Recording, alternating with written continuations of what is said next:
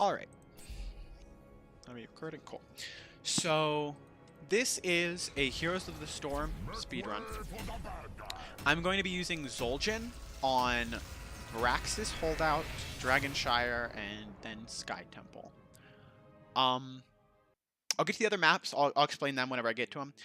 But just as a bit of an explanation, I do Braxis first because it is a bit more it's the only one that is not consistent. The other two are extremely consistent. There's no RNG, there's nothing random in either of them.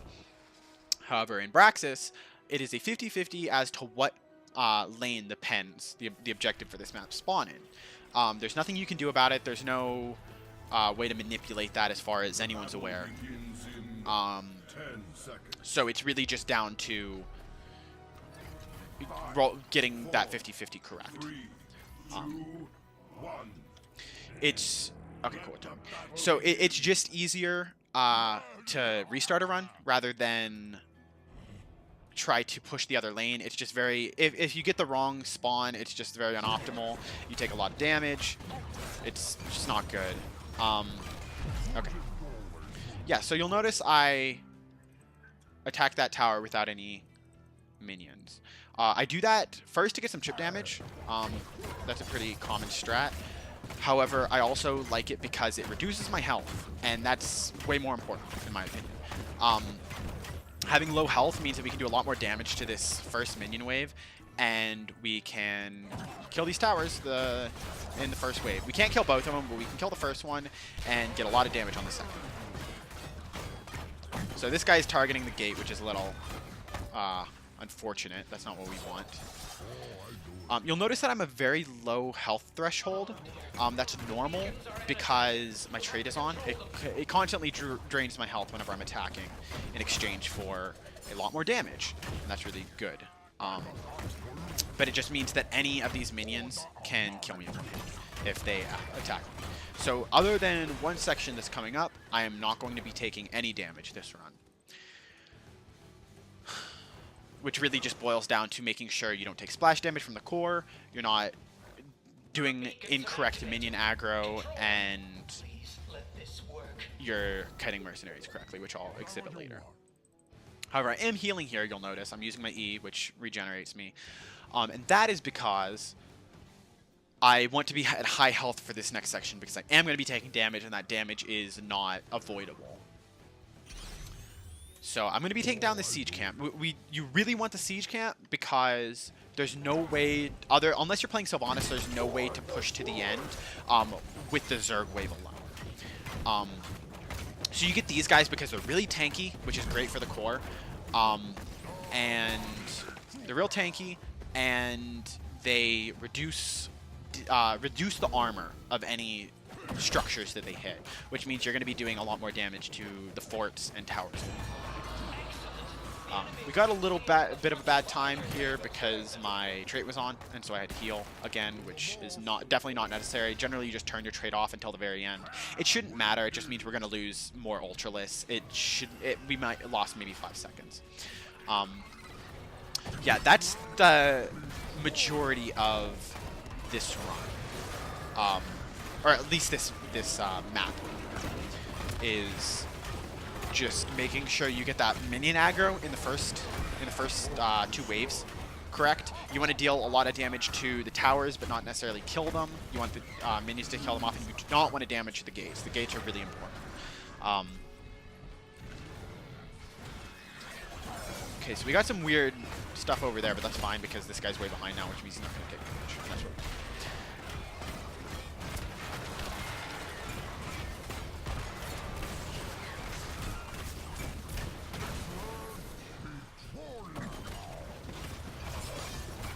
yeah, so you just really want to be getting down this fort. We want to get down this fort before the next wave because if we mess up, we want a siege minion to spawn in the next wave, which just saves us. It's a bit of a safety thing. It just saves us like 30 seconds if we do mess up, which seems unlikely. We have pretty good setup here. Our tanks are a little bit lower than I would prefer, but looks like we'll be fine. And just make sure you're not standing near any of these minions because the core does do splash damage, and if you're too close, it will kill you. Yeah, we're definitely fine. So that is Braxis. And that's actually a pretty good personal best. Cool. Alright, so next is Shire. Braxis is definitely the most unique of the 3 maps. However, let me do some menuing. Okay, so Braxis is definitely the most unique, just because it's a StarCraft map and the Zerg wave is really, really powerful. No other maps have objectives that are that quick, that are that powerful. And we don't really care about the objective on the next 2 maps at all. Like, I'm not going to be going near the objective on either of them. What's more important is that both of these maps have siege minions that spawn in the same lane, which means that you can stack them. So, for all 3 maps, you want to be getting the chip damage early on that tower because it lets you push, and that's really important. However, the minion aggro, or not the minion aggro, but rather like managing lanes is a lot less of an issue in the next 2 maps because you're going to have the siege minions and they're going to be pushing for you. In Braxis, if you do it correctly, the enemy minions get a really big wave push towards you, which is bad. However, in this, no matter what, you're going to have your siege minions pushing, and that makes things a bit more safe. However, the siege minions in this are a lot more different in how you approach them and how they deal damage. I'm going to take more damage there because you want to do it so that one more hit will kill you. Yeah, and don't be too afraid to spam your W on these minions because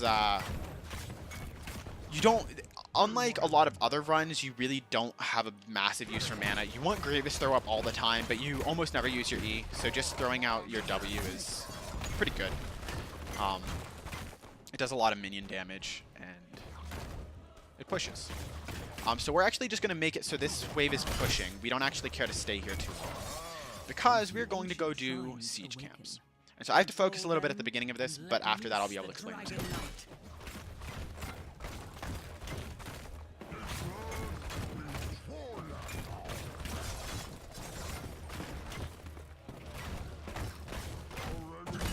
Okay. So you'll notice these purple circles where they're throwing the rocks. If you are not within that circle, you don't take any damage. And they only do that at range. If you're close up, they'll whack you, and that's a lot harder to dodge. You can do it, but it's just not very easy. However, if you're at range, they do this rock throw, which is pretty dodgeable. At first, it can be pretty frustrating and difficult because if your circle intersects with that circle at all, whenever it hits, you're going to take damage. However, once you get used to it, for each character it's different. For Zul'jin, it's 3 or 4 axe throws, depending on how safe you're being. 4 is a lot more dangerous. And then you move. And whenever you get the audio cue down, it's pretty simple. Okay, so for the rest of this map, we're going to be playing pretty safe. I might actually regen after we get this first fort down. Because these guys are going to be doing the majority of the work, these big siege boys. They deal a lot of damage, it's AoE, and most importantly, it outranges fortresses and the core, which means they can deal damage while it can't deal damage to them, which is really good because for some characters like Illidan or Artanis, your goal is to just kind of whack the core a lot and time your abilities correctly so that you don't take damage. However, we don't have enough range to do that or tankiness, and if we do have enough tankiness, then we don't have enough damage, so it's not really point. It doesn't really have a point. So really what we're going to be doing is we're going to get up there and we're going to just want to help these guys not have minion aggro. So the minions spawn, we'll kill them, and that'll be that. Because otherwise, these guys do a massive amount of damage. We don't really have... They're good. So we're actually going to turn our trade off, because if you really want to be greedy, you could be doing this with your whole trade on. At max, you're going to save 10 seconds, and you're going to have a lot more headache, because you're going to be restarting pretty often. Or just... If you die, you're not saving any time, so it's not really worth it to me to play that risky if you're not going to reset, and resetting that often is really kind of frustrating. So I actually canceled my E there, which is pretty bad, but shouldn't matter.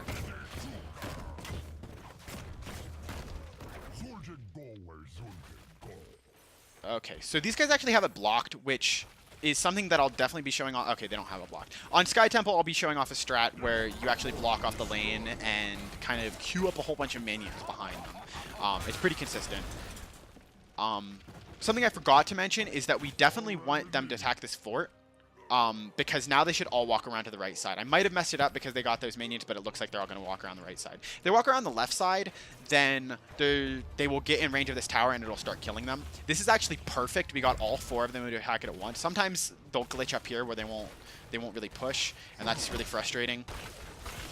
But this is pretty optimal as far as their placement goes. We might lose this one. That's fine. Generally, it's expected that you're going to get only about 3, but the fact that we had 4 for a full wave is pretty good. So yeah, with this next wave, we have a cannon, and we're just going to kill it, because our Grievous Throw is really powerful. And that is Dragon Shire. And that's really good time, mostly just because of these guys. The placement was really good. It's hard to manipulate that. It's all just down to minion aggro and who they attack and who they don't. But that was pretty good. Sky Temple is the last one. And so this one's probably going to be the slowest out of the 3. It's just, with that one we had the trick where if we leave the fountain alive, then they'll attack it and want to run around to the right. But it's not as consistent on Sky Temple, which is the bigger problem. So generally, it's pretty likely that we're going to end up with only 2. If we're lucky, we'll probably have 3 siege minions at the end, and that's all right. That's doable. It's just a bit slower, but we've cut off a lot of time on the other ones. So bot again. We're going to be doing the same strat where we take each of these siege minions. And just have them push. However, there is a little bit of a gimmick on this map that I'll show off in a bit that's decently comical, but also pretty useful. So we'll deal that. Also, that was just a bit of an Easter egg. 5, there. 4, 3, 2, 1. So same deal as the rest. We attack this tower down here, take a bunch of damage, kill the first minion waves, kill the first tower. It's all it's a bit of a rinse and repeat for the first 2 waves. It just comes down to making sure you don't take too much damage, or aggro the wrong minion.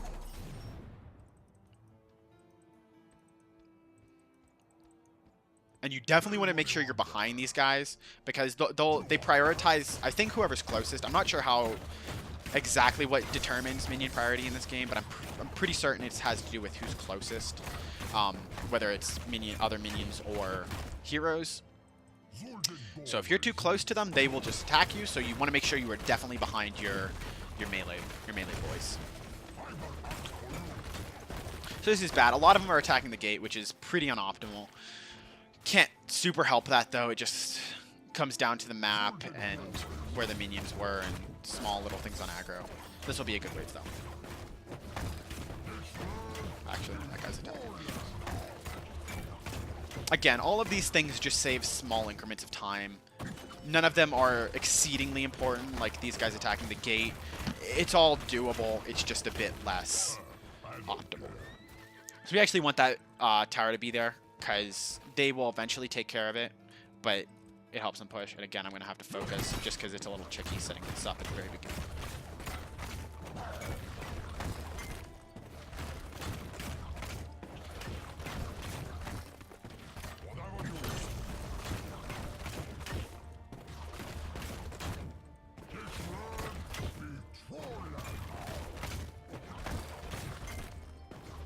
Okay, so that's one of them down.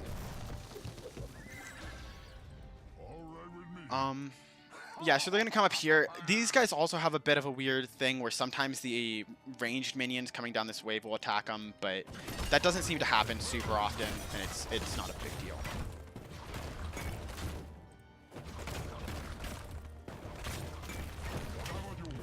So we're definitely not doing anything with the objective. They always spawn top and middle, and it's just not very efficient for us. It's definitely not time efficient. The only reason you'd ever do it is for experience. But levels are so unimportant in the speedruns for this game that it doesn't really matter. Okay, cool.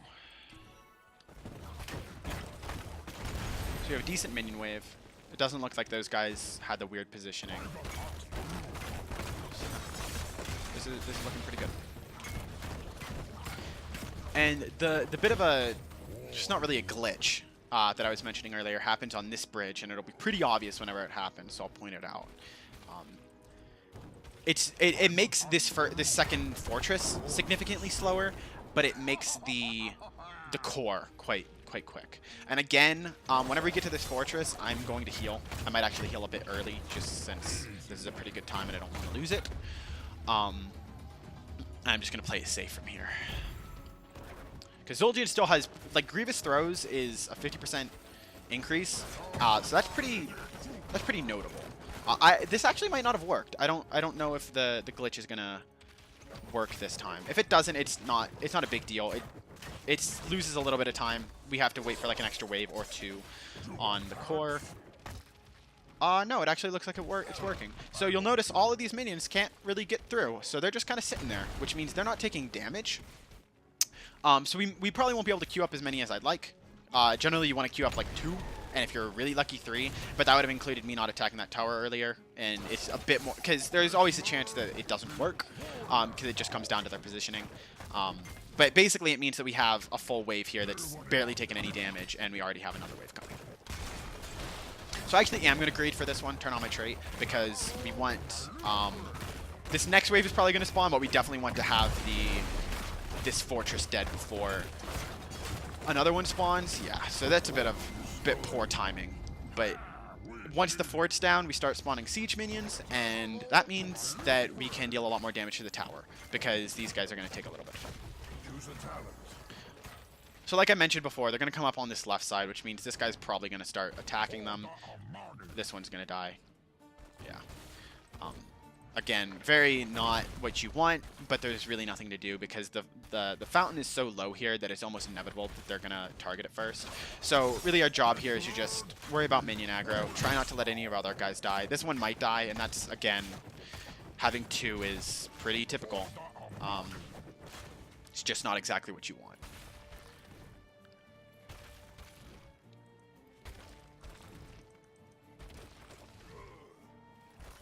So yeah, we're getting close to time here. After I kill this next wave, I'm probably gonna start greeting for the core. We just really do not want this guy to die because if he stays alive, we get a bit. It saves a lot of time. He deals like it's literally 33% increase in damage. So yeah, I'm gonna greed and probably die here, and that's okay because time. Yeah. So both those last 2 maps are pretty good reductions. I could definitely save probably 45 seconds total. I did get really good aggro with Shrine, or Shire rather. But Temple, there's just some problems with it that need to get figured out, mostly to do with minion positioning and getting minions to do what I want. But yeah, thanks for watching, guys.